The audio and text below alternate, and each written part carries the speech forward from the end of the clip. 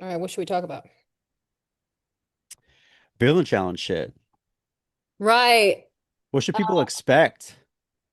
I don't know. You tell me. So Dez is, I don't know, what do I call you at this point? My day one. I have a Yeah. few TAs in the Discord. The Discord is my online community for all my artists. One of the one of the rare few virtual artist communities, Discord, online communities, that kind of a thing. Um, Probably best money like I've ever spent, like for real. I I can't explain to people. I've been trying to explain people like who you are and like what you do, and it's just I said this in our call the other day, like it's just hard to do. yeah. It's To hard me, to, it's I struggle to describe what I do too. I think what I say is that I mean, my hook is I'm Vanessa. I'm an opera singer, a writer, creativity consultant. I help artists of all kinds stay locked in. David Goggins, Joan of Arc, Rick Rubin.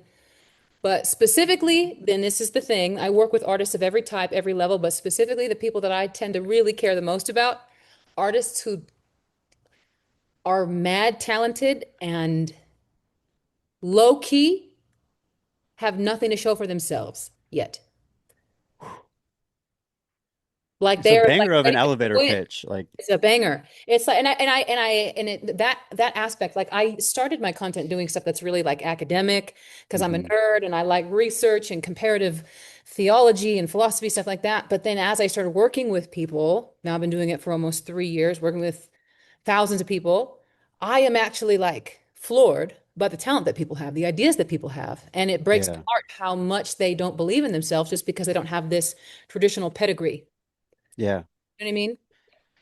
I That's what I I straight do. up I remember the day zero call for the first challenge. So like coming up with this third one that I am going to be a part of. I Mhm. remember our day zero call. You would ask like, "What's your medium?" And like I'm sitting in the same space, like trying to hold back tears of like, "Bro, get your fucking shit together, dog. Like you're just meeting these people. You can't be oversharing or like crying on a damn video." Yes. But immediately, like it changed from like, dude, hold back to like this oddly feels like a safe space because everyone is collectively in the same place. What Now, place is fast, tried to name it before? what's What that place? place? Yeah. Don't worry about getting it, making it sound fancy. Just what's the vibe of the place that everyone is? I know what I think it is because I Everyone see. has the audacity to like be beautifully talented and to be so passionate about their work and the type of impact that they want to create, but they Yeah. all have the audacity of not acting on it. Like it's just Yeah. So they have I, their that's the term that I stuckness, think like of. they feel like they got the talent and they know it, but stuck. Stuck. Like you just have the audacity to be stuck. Like what the fuck? Yeah, like you just going around in circles. Yeah, that's what I see. I mean, the way that I talk about it on my content is yeah, you need a rite of passage. You need a coming of age. A lot of people Yeah. think that there's this stuckness because there's something wrong with them because the self-help industrial complex has said this, that, and the third, or you have a fear of being seen, or you have a limiting belief. And I'm like, fuck all that. Bro, we've been having rites of passages since the beginning of the species, but long before there was a New York Times best-selling book about 48 laws of basic bitch power, or whatever the book is called. Yeah. Yeah. People It need to realize who the fuck they are and they need a witness for that. it's crazy too because like if fast forward to when we're recording this like August 1st.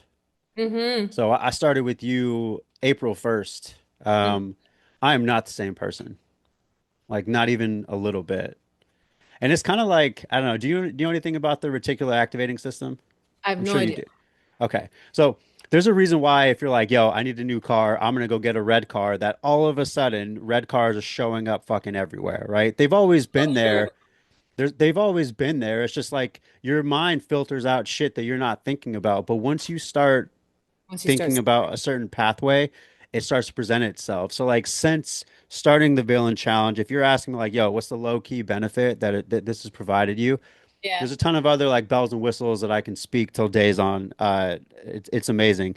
But the biggest thing that I'm walking away with is like I'm an artist Yes. and like the world this whole time has been giving me the invitation and the okay to be an artist that shows up in a bunch of different mediums where Yes. like to this day now I'm in a place where I'm like, no, I'm an artist, 1000%. Like, Wow. so, I mean, you but are. We just had a whole 2 hour conversation about your next build out for, yeah. I don't know, the last quarter and a half of your Hmm. creative output. Fire dietitian, by the way. Y'all got Hey. it. But if this is the thing that I struggle with, because I slave away at the content creation for the Villain Challenge, but I still, even almost 3 years doing this, thousands of people have been through it. I still struggle to adequately express what's inside because it's the model of a 30-day challenge, 75 hard, but for your creativity, but it's 30 Hmm. days. There's rules, we can talk about that. And then there's the standard course structure. If I could say so myself, and you tell me if I'm wrong, be as honest as you need to be. I feel like it goes above and beyond the standard model. You get a lot in terms of how 1000%. many calls, how many hours with me, how much access, the Hmm. Discord, the vitality in the Discord, the PDF, everything like that. Beyond all that stuff that you can read on a website, help people understand what is the Villain Challenge. So I come from professional sports. I'm a sports dietitian. To me, it is training camp. It is time for the next 4 weeks to lock the fuck in. All pieces of you are invited here, and like your invitation is to work on the shit, right? The When you areas say, that you've been avoiding. Like it's time to get to work. and when you say all pieces of yourself are invited into this space, what does that mean so people can anticipate? Like if I were to answer that question, I would say how I would teach it, how I do teach is that you need to like my platform is called Life is Art. Every aspect of your life, body, fitness, friendships, spirituality, location that you live in, etc., all needs to be oriented towards your art and not the other way Hmm. around. Yeah. And so the Villain Challenge is this kind of crash course on doing exactly that. Does your Hmm. fitness, does your meditation, does the elders, the support, the Yeah. encouragement, the content that you ingest is that all oriented towards the highest vision of your art? That's how I would Hmm. answer it. How would you answer it from an I would experience? answer it in the same ways. Again, like I have a performance focus. And so Mm. all of the training, all the nutrition, all the sleep training, all the supplements, like everything is molding you into the greatest version of your athlete self. And so into Mm, your artist self. I had already had this, but like it was confirmation. Like my room right now is surrounded by my favorite artists. Like I did that a year ago, right. priming myself to be like, oh, that's why I did that. So the environment piece was big. The fitness piece wasn't anything that I ever really struggled with. So it was, again, confirmation of showing up. But I think one of the biggest bars that you've ever had, and I continue to butcher it, so let me know if I'm Sure. getting this right. So creativity just doesn't show up, it's hosted. And I think for me, I've really started to think differently on how creativity for me is hosted in Yeah. reference to all of these different, 75 hard-esque things that you've asked us to do are helping us to create our best art. So I'm Right. walking Yeah. away with like the tools to create Yes. an avenue of creativity. Yeah. That's great. Yeah. See, yeah, Des is one of my teaching assistants, which means you've nailed the experience, which is hard to do in some ways. Like the class is designed like it's to be fail proof. It's intense, but even if you do nothing, you show up to the calls, listen to the calls like a podcast. If you can't attend live, you go and get a transformation. I do a lot Yeah. of the heavy lifting, even though you're invited to do some of the heavy lifting with me. But Des is one of the people that just rocked it and gets it. And where we have very similar missions in our work. He does Yeah. body stuff, I do creativity stuff. But anyway, yeah, the rules are there to help you embody creative maturity. So the rules, just like a 75 hard, if you will, similar. Hmm. 30 days, 45-minute daily workout, 45 minutes on your creative work. If you really want to go punchy, really go hard, I do it like this some months personally or with the group. 45 minutes on the creative work that you tend to avoid. Like that's the shit you got to do. That shit right That's a there. mature artist. That's 75 hard to become in your creative maturity. It's not just over here. An artist is for a lifetime, the people we want to become, James Baldwin, Jackson Pollock, Anthony Bourdain. These people, like you're doing the things you don't want to do because the art needs to get out, right? But anyway, to recap the rules, 75 hard rules, 45 minutes of your creativity, 45-minute workout, 10 minutes of meditation a day, 10 minutes or a daily journaling, specifically journaling in the voice of your inner villain. That's something that I teach you to go through. said another way without getting into it too much, but journaling in the voice of the person that you're most ashamed to be. Mm. You know, people think villain and they think this powerful person who doesn't give a fuck and all these things. Yeah. And that's true in the representation of film and stuff like that, especially contemporary superhero films. But a villain, really, at least the way that I teach it, the way like mythology talks about it, the villain is the antagonist to your most critical fear, the fear that rests at the threshold of you becoming a Jedi, a master, a mature artist, this coming of age narrative. So if you have a fear as an artist, as a writer, for example, of being mediocre, your villain is not fancy. No, your villain is the most mediocre slob you've ever seen. Mhm. So you journal in that voice and I guide you through that. What else is there? You give up a vice for 30 days. Um, what Yep. else is there? And there's the embodiment piece, and there's something that you've been spearheading in the Discord. Yeah, the embodiment piece has been we've been labeling it as the shoot your shot Fridays, where you're reaching out to people, brands, organizations, just people that you feel like are out of your league, which Yes. has been really transformational because Yeah. my first one, I got done with my first reach outs to some like really prominent artists of people that I really wanted to Yeah. work with and That's stepped away from it. I got my first no within the week and I was like, that didn't really hurt. That didn't do shit. right. Uh, cool. Now for me at least, the shoot your shot Friday has now been a daily thing at lunch of like, I got an hour. I'm gonna put Mhm. myself out there and be okay with whatever happens here. So yeah, like the embodiment work I think is big. Yeah. So in the villain challenge, you're encouraged to embody this villain character. So again, if you use the example, there's lots of examples to use. I've seen hundreds at this point, but there's some aspect of you that you're ashamed of, that you're afraid of being. A people pleaser. You're ashamed of being petite. You're ashamed that your mom is a Being hoarder. judged. About being Like, judged. Whatever it is. You're ashamed of being a gringo. Whatever, yeah. being third generation whitewashed immigrant family, whatever. There's a Yeah. thousand things. That's who your villain is. How would your villain, not carrying the shame that you have, the fear that you have, the limiting beliefs, the values that you have, how would that person act on behalf of your art? How would the writer, the villain writer who has no issue whatsoever being mediocre? Oh, I don't care. Yeah, I know I'm not the best writer. Yeah. How would that person write?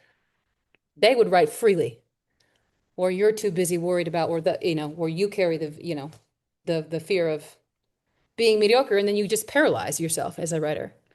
Yeah. So the shoot yourself shot Friday thing that you developed, which is so cool, is like shoot your shot into your creativity Hmm. without the shame of that thing that you were taught to be ashamed of. Yeah. That's how you become. Does that make sense? It's been dope too, because there's been other artists in there that have like now won awards because of like the Shoot Your Shot Fridays because they submitted their work. So Yes, I saw that. you know what I mean? Like it's just what I really love about the challenge and everything that we're doing here is like you're literally just surrounded by the most creative people in the world. And we're all in the same space. So there's a level of safety to just create, show your work and get better. And I think like that piece right there, Vanessa, is for me priceless. Like I've joked with you, like, bro, just take my card, like whatever, here it is. Yeah, you're in for Fucking life. charge it. Um, yeah, I love it. Yeah, I also want to talk about your creative work and how you feel like it's grown, like your relationship to yourself as an artist. Hmm. Because that's what I care about. I always say this, that like more than I care about, I think this is something that distinguishes me from, I don't know, always come back to the David Goggins mixed with Rick Rubin. Rick Rubin is not necessarily there for brokering the big deals, Yeah. getting the client more money. He's in there, he's in the room with the artist Yeah. at midnight, massaging the project. What's the vibe on the ground? Does this have Hmm. integrity? Is this the high vision? Does this project where it is now, are you still being obedient to God, Yeah. the way that the work is working? That's the Yeah. stuff I care about. Do you have enough stamina? Yeah. You know? That's why I love working with you. I mean, we just spent a couple hours on Yeah. your feedback being to me is like, hey, like you've allowed yourself to be a multi-hyphenate artist, but even then that's matrix type shit. Yeah. What does it mean to start showing up in these different areas and to allow you to be the fixture of the artist and not the handle or like the IG bio line or whatever. So Yeah, the like branding those colors. Yeah. exactly like those pieces to me are big. I mean, so we were talking about something earlier that I actually want to ask you. Like when you Sure. talk about Rick Rubin, like I found myself finding other pieces and I was like, man, Vanessa needs to be in those types of rooms. So I've never asked you this question, but like what separates you from like other people possibly that might be doing some of the same work that you are? Like what separates you from a Rick Rubin? Oh my goodness, that's a good question. And I don't have the answer ready, which is not off. It's not common that I feel that way. We're gonna have to edit it down. Edit Please, this is silent. raw. What's the, ask the question for me one more time. Yeah, what separates you from the Rick Rubins or the David Goggins? I mean, obviously that's part of the embodiment work that like you take into like your art, but like what separates you? What makes you I don't, unique? I don't see oh man, Rick Rubin and the David Goggins. I would answer the question almost in the inverse to answer the question. Hmm. Um, because I believe the thing that is so resonant to me about David Goggins, one, David Goggins is has what I love about David Goggins is that he has lived life beyond the difficulty, has come Hmm. back in that space of pain, that difficulty, and come back with wisdom, being like, I have been to the other side of this thing, and it is so real that you can tell from with the conviction with which I speak that that place beyond the wall of pain is a place you need to get. Hmm. And I cannot compete with David Goggins in that regard. But I can, however, talk about my peers, what I see going on online a lot. And this isn't to attack anyone, this is just something that I'm sensitive to. There is a need for everything that I teach, I've walked. Hmm. And a huge I feel component that. of on the embodiment that I talk about, there's the aspect of the villain challenge. There's just about the rules that we talked about in the first part. Then there's the aspect of the lecturing, which has nothing to do with the rules and the body stuff. It's all about mature artistry. How does an artist grow up? That you are been given a curriculum in your life as an artist, every experience that you remember that your psychologist would call a wound, those are all access points of remembrance. Hey, this thing happened at 8 year old when you were 8, remember that. Mm. That happened again at 14, remember that too. And then you kept doing it year after year when you were in college. Couldn't break the cycle. Remember all of that and meditate upon it. Think about it. Ruminate, perhaps, about what happened to you and why. Hmm. Have a period of resentment, if you must. And then you walk out of it. You spend that time, that critical time, if you will, being cultivated in a boot camp for the purpose of your life. The Hmm. first half of your life is a boot camp for the purpose of your life and your art. You're becoming an expert in something. Then there's the coming of age, which requires you to grow up in your relationship to that material. No longer am I asking, why did this happen to me? What did I do? Why does this hurt so bad? I can't believe this happened. How did I get so unlucky? After a certain point, you come of age and say something to the level, something personal within yourself, between you and whatever God you pray to.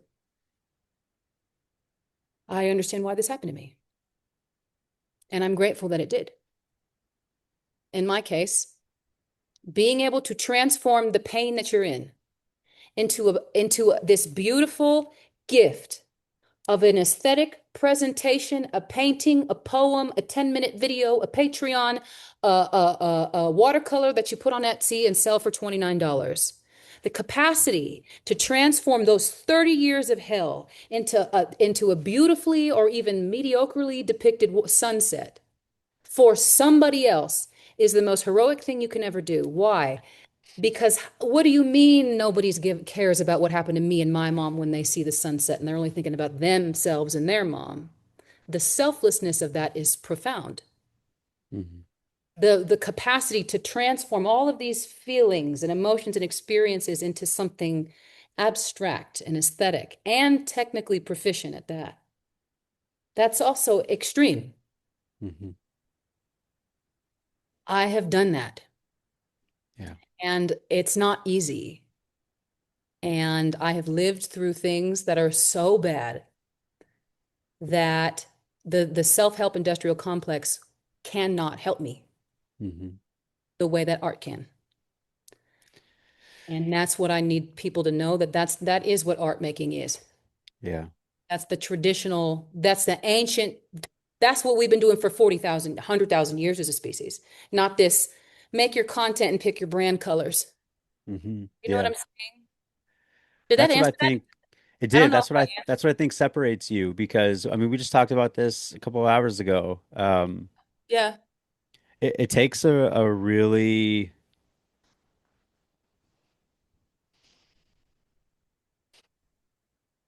mature artist to be able to sit in the darkness with a bunch of artists who are undecided and have the audacity of not believing in themselves Yes. and to pull them along, not to Yes. change them, Not to but to change. remind them, I'm going to take something from you to Yes. remind them about who the fuck they are. Like Yes. that's a Vanessa line right there. Yeah. I'm yelling it in the calls. Yelling it, You've forgotten who the slamming fuck you things. are. Yeah. You've forgotten your fucking dignity. You forgot. You have the audacity to forget. How dare you think that God makes a mistake that, oh, because this happened in your childhood. I'm not saying it wasn't traumatic. I'm not saying I don't cry about the things that happen to me every day. They do. Yeah. I got a filter on my face right now because something happened yesterday. Hmm. Does that make me any less qualified?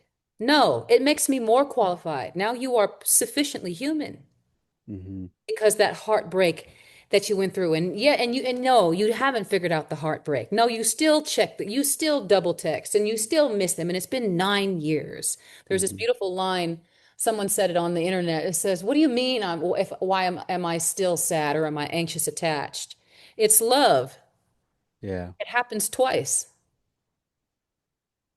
Yeah, Yeah. I'm still sad. Yes, Olivia Dean, I still care. There's nothing wrong with you, and it breaks my heart. This is something that sets me apart. I don't know if this sets me apart, actually. I think I don't give people enough credit, but this is how I feel. Maybe we all feel this way together.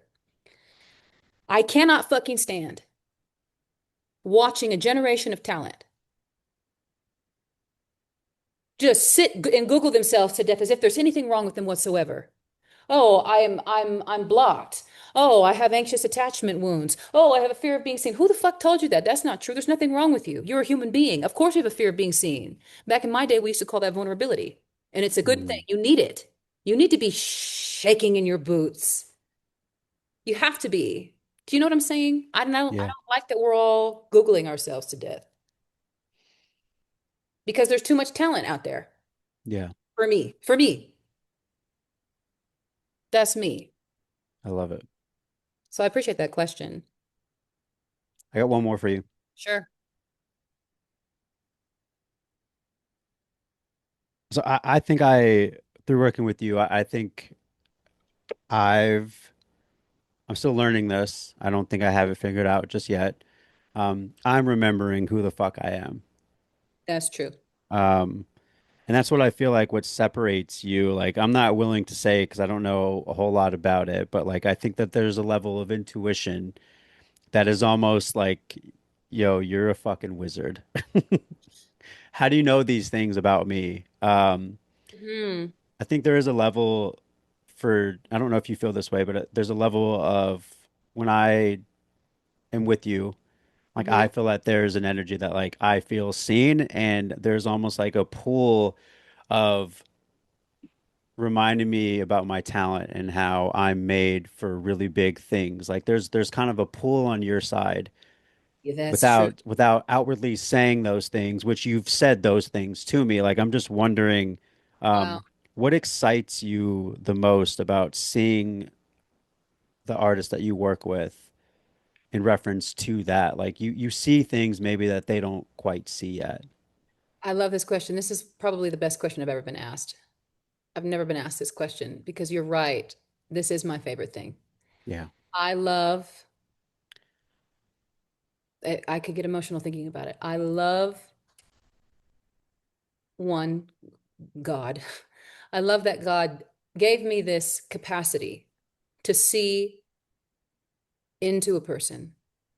And I can see and hear and feel what their talent is. And you could, if we get a little crazy and we can talk, and then it turns into a few business ideas, a couple ideas about new projects, content Yeah. pieces. We get in that, we can brainstorm. But really, at the more spiritual level, I can see like it's written on the screen when I'm working with people on Zoom, for example. I can see like it's written on their face what their gift is. How can I see it? I stay far away from the world of calling myself a mystic or a guru. I'm a friend, a comrade. Mm, yeah. But if I got any spidey sense whatsoever, someone is back there being like, there it is. That's what, and I can hear it and I can feel it. But more than that, I think I've been given this capacity and I've studied and I've cultivated it through all types of study and certification. But like, I can see and tell what a person's talent is, perhaps even what their purpose is, or at least the first notch of it, just based on how afraid they are, or what their fear is, what their doubt is, what they're most ashamed about. The thing that they don't even want to say out loud is screaming, pregnant with information about what their gift is, because that's what God does. God has always, in every tradition, uses the human part of us to get something done. Yeah. And my favorite thing is seeing and feeling and hearing how demoralized somebody is, how this hearing their stories about how much they want to give up, the 25 years that they did give up, how daunted they are to start at day zero when they're 60 years old, being 25 years old and having no fucking mentors who give a shit about them, just in a university that's taken $200,000 away from them, all these things.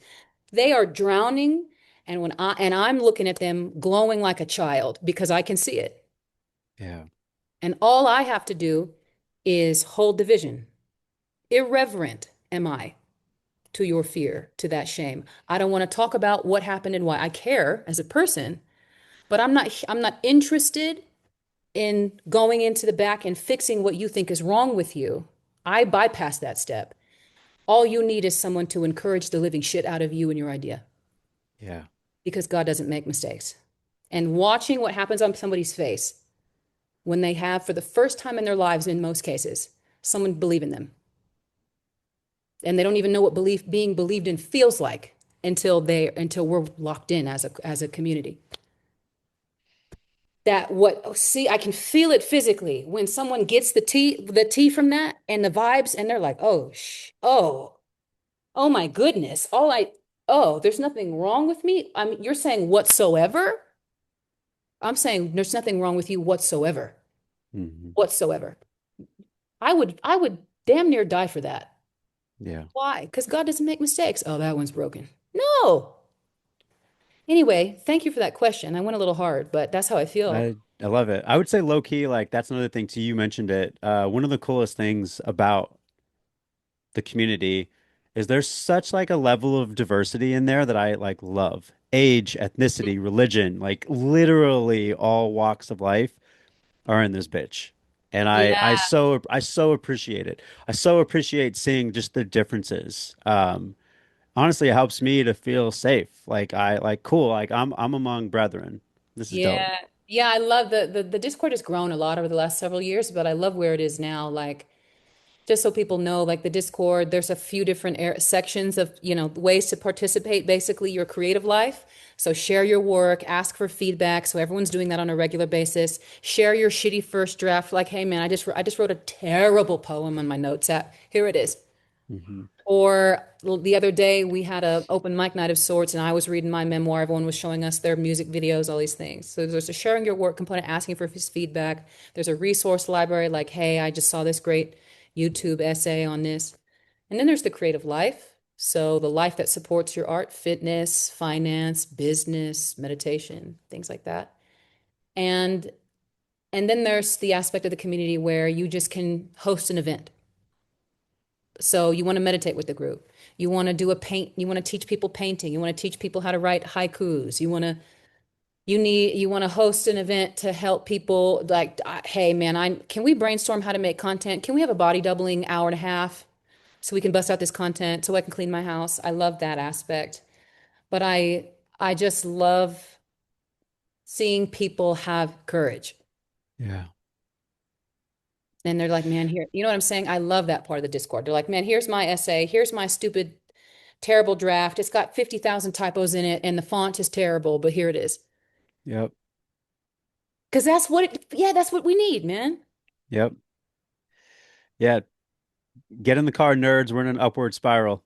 We're in, yes, September 1st. It's going to be running throughout the fall, but um, I'm doing pre-sale for August or for September right now. August is when the prices will be the cheapest, probably for the rest of the year. Um, it's a lot of fun. It's a big group. There's lots of opportunities for breakout. It's a lot of fun. Um, what I want to say, yeah, about some of your work. I think we should talk about some of your work. Something that I've noticed. I mean, this is, I don't know, but Des came in. You came in as a, obviously, very seasoned dietitian. Hmm. That's one of your bags. Your other bags is in. Why don't you tell us what your bags are, and then I can tell the group about. Yeah, I mean, I'm a journalist at a really big media outlet, so Which one? I'm a writer, Men's Health magazine. Mm, My bad, I should have said that. I love Yeah, so, so I'm a journalist, I'm a writer. Imagine that. Uh, Imagine just having that in your back pocket and then like forgetting yeah, the big deal. yeah, my bad, my bad. Must be nice. Yeah, right. Uh, like, damn, where can I Uh, find you? Yeah. yeah, so yeah, I mean, that's where you can find me. I'm a podcaster, creative director, writer, filmmaker, like Right. all the things. Like So that I'm those are seeing the you things as I've a allowed dummy. myself to like Right. say now. Coming in, I would have just said, "Oh, I'm a dietitian." Right. And now that, I mean, so now you're saying these are all these things, which is not something Hmm. I'm just going to use you as a dummy, just to show the evolution between Yeah. August and April when we've met. April, I'm a dietitian slash, what am I doing with Vanessa? She's intense online, but I'm here. Let's see what happens. Basically. Yeah. And then moving to like, oh, that's right, I do this. And it's like I have all these other creative mediums, and I totally forget that I'm a regular, like, contributing columnist for Men's Health Magazine and all these things. Yeah. And now what we're starting to do is really build, like, studying Hmm. and honoring all these different pieces of you and listening in, being obedient to ourselves as Hmm. artists, to seeing what all these different multi-hyphenate aspects of you are, what narrative is being woven together from all of that. Like being obedient to your art to the level of listening to what your talents are, to allow Hmm. your talents to inform you about what your art needs to be. And now Yeah. we're weaving together we're taking this thesis that you have. For those who don't know, Des is a dietitian, of course, but he specializes in working with creatives. So the Hmm. work that he does is all, how do we keep creatives engaged at the level of body? For example, forgive me if maybe you agree with this or not, but that the way that like athletes have teams, Absolutely. athletes have people managing, they have dietitians for every different major system, for energy, for Yeah. recovery, for Yeah. They have recovery professionals. They have strength coaches. They yeah. have psychologists. Like, why the fuck don't artists have this shit? They Yes. Well, should. why don't artists think about themselves? Why don't artists, creativity people think about themselves at the level of recovery? And if you find me an artist that doesn't need strength, both metaphorically, spiritually, and physically, 1000%. you know what I mean? So Yeah. that's the work that you do as a dietitian, but now we're weaving it into this whole like multimedia Ecosystem. Yeah. ecosystem is perfect word. Yeah. Perfect system. It's a world that you've built. Yeah. Yeah. It's honestly, I'm in a place right now where people are asked, like, yo, how are things? And I'm like, creatively, I'm thriving right now. I feel like I'm in my fucking bag. And being able to have an elder and a sage to kind of walk me through my own hero's journey has honestly been super dope. I can't say enough great things about it. From let's say you've graduated from your hero's journey, what's one or two things that you would say about the world that bothers you from this lens of like dietitian, Rick Rubin, the dietitian Rick Yeah. Rubin's, Tyler the creator. You guys haven't seen his work, but I have. But like Tyler the creator meets Rick Rubin meets Anthony Bourdain. What's something that you feel? What's something that you would want to tell people? Just if you could give some people some inspiration of any variety, no wrong answer. I don't know why, but like I've been recently really into, I do know why, because I grew up loving like Tupac. I just the way he wrote, the way that he portrayed himself, voice inflection, everything. You could feel everything that he wrote. Hmm. Um, it hurt me that we only got his art into his early 20s. It hurt me that we only got Biggie's art into his early 20s. It hurts me when I see artists really struggling and us just kind of looking at it as like, oh, it was a troubled artist. We never, not once have we not done the same thing for athletes. When we say an athlete was troubled, we build systems to be able to make sure we protect those investments in the future, which is why there's a ton of other Right. programs that And are linking centered around helping athletes how to like manage their money properly, right? So like their anger, their their anger, marriages, their marriages, like we've yes, built their programs affairs. around all of that shit. And now like Mm. looking forward, I see artistry and I see artists and I'm like, why would we not want to protect the longevity of like seeing this piece? If you've ever been someone who's been moved by a song, a piece of writing, like why would we not want to protect that? So like yeah, like that's the unapologetic thing that I want to say about that whole process is I'm very cool with where I am right now being a fucking trailblazer because Sure. like you have this thing, Vanessa, where it's like art is whatever you're doing when you feel like you have God in your bones. Like talking about shit like that, I I feel like felt it. I know feel everyone like felt God in my it. bones. So say more about it though. So I mean that's fantastic. And now I'm curious. So you're passionate. Say more. Artists don't make it past 25, either literally or they get stuck. Hmm. Why does that upset you? I mean, to be honest, like it is tied to a lot of injustice and racist systems. Yeah. As dietitians, we do a lot of food justice work. At the very least, we want to make sure people have access to healthy food and systems. And so when I look at the plight of the artist, a lot of them are coming from these same communities. So like, why would we not help them to bridge that gap? And I think it becomes generational too. One of my favorite ass things in the world is teaching a parent how to be a healthier role model. I'm a parent myself because when they do that, like it becomes generational. Mm, And so to me, like that, like hero's journey type shit, like if I can teach you how to wow. navigate your life in a way where you can uphold values and systems and habits that feel aligned with you, like that shit is passed on. And even if you're not someone who has kids, you have little ass people in your lives probably that you can pass this Yes. on to. Yes, and also I just feel like we all really need to lock into the tradition of art making. Hmm. Like it's not just about some idea. Being an artist is not just monetizing something that you did once and amassing a fortune. I wish that for everybody. But Yeah. like it's about taking a thesis and letting it mature over time and being wrong and living and for another decade and getting a divorce and then getting married again and having another kid and you learn more and more and more. And the idea, the sophistication, the bravery that you have as an artist, the need, the desire to for your art to be of more and more usefulness Hmm. matures and grows. Just like an athlete. He starts wanting to do this, but then he gets better and it refines and Hmm. refines. I really, and I mean, I know it sounds like you agree. Like I want people to lock into that. Yeah. It'll heal you. I said this on another podcast that I was on, but it's, um, yeah, committing to your art will save your life. Yeah. It'll save your fucking life. It really Yeah. will, you know? Um, yeah, this was good. We covered a lot. Yeah. I think, yeah, this is in the biz, like we can use this. Yeah, we can Yeah. use this.